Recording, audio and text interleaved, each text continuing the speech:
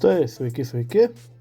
Ką, sekmadienį teko pabūti buvo tėviškėje, tai užsukau į Rietavo turgų, kadangi kovo 1 buvo, pavasaris, sakau, pažiūrėsiu, ar turgelis bunda.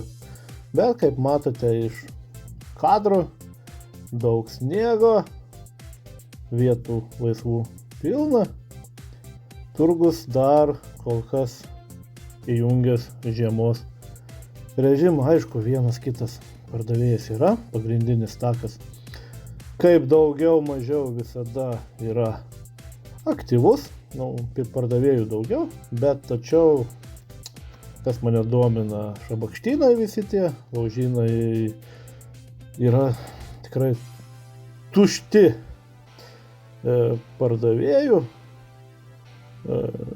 Vienas kitas, aišku, yra, va ten tolumoj ten turėdavo būti pilna, o yra tuščia, čia irgi tuščia, sniego kupetas, o ir po patį turgų vaikščioti nemalonu. Tai purvas, tai ledas, tai gali arba sušlapti, arba įsipurvinti, arba paslysti.